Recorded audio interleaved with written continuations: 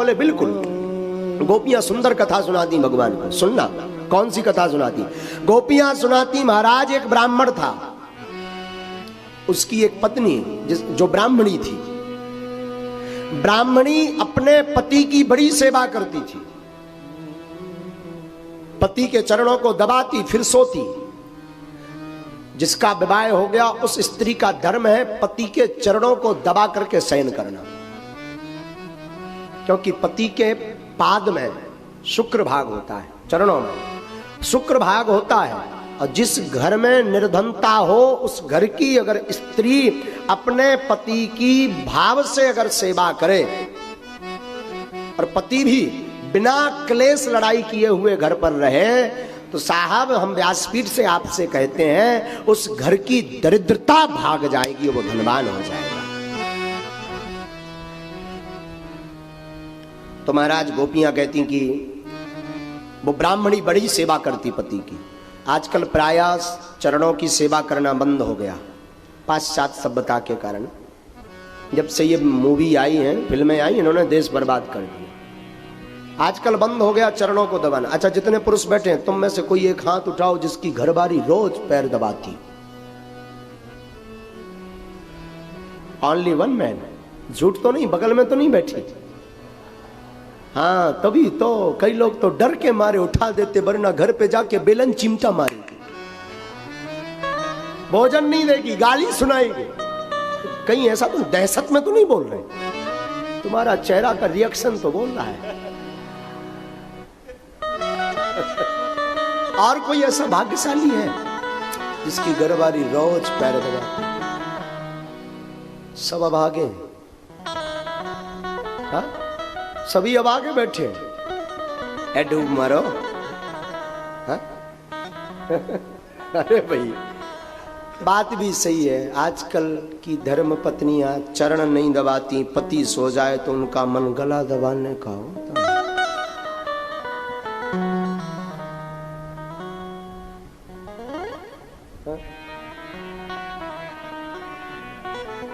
गोपियां कहती ठाकुर हम आपको एक कथा सुनाना चाहते हैं। भगवान बोले सुनाओ। एक ब्राह्मणी थी, ब्राह्मणी अपने पति की खूब सेवा करती। अब देखना, जिसका विवाह हो गया उन स्त्रियों के लिए बड़ी प्यारी बात है कैसे रहना चाहिए घर में।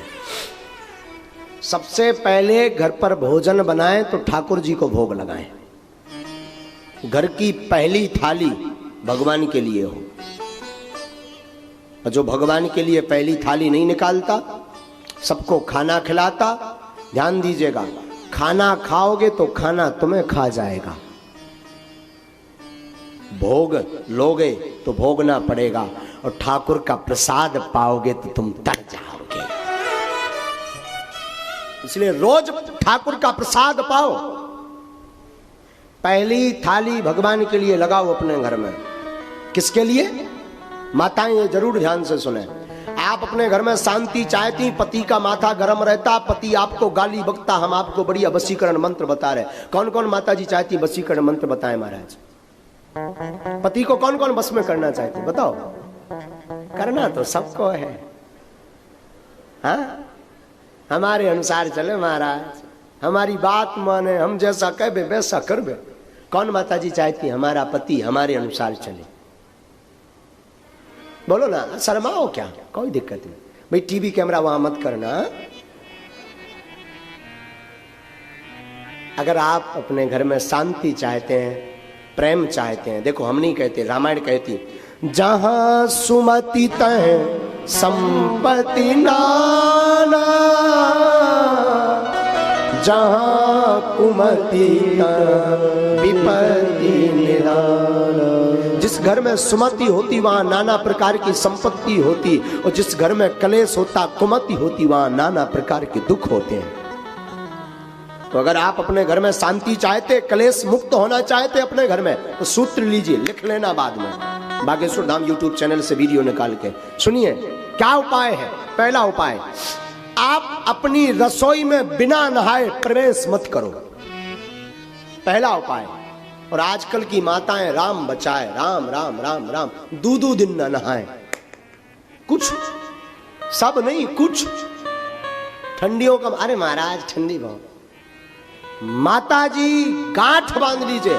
आप अपने घर में शांति चाहते, अपने परिवार की उन्नति चाहते तो पहला सूत्र, रसोई घर में बिना स्नान किए प्रवेश मत करिए। दूसरा सूत्र, रसोई घर में चप्पल लेकर के मत जाइए। तीसरा सूत्र, रसोई घर में जूठन मत डालिए। चौथा सूत्र, जो रसोई बने वो भगवान का नाम लेकर के बनाइए और रसोई का पहली थाली अपने घर के मंदिर के ठाकुर को प्रसाद लगाइए। और महाराज उस थाली का प्रसाद घर में जितने सदस्य रहते हैं सबको थोड़ा थोड़ा बांट करके खिलाइए। हम दावे के साथ कहते कि आपके घर में सबकी बुद्धि शुद्ध रहेगी, घर में शांति रहेगी। और आजकल यही कमियां सबसे ज्यादा है। माताएं आलस के कारण आजकल जो है रात को ही आटा गौंथ के रख देती, सुबह भी यही काम आएगा। फ्रिज में रखा हुआ आटा दरिद्रता का सूचक है।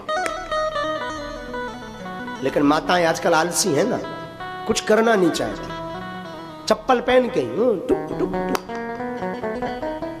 और जूठन भी वही चेक कर लेती, तीखा तो नहीं है, मीठा है कि नहीं। हमें एक बाकी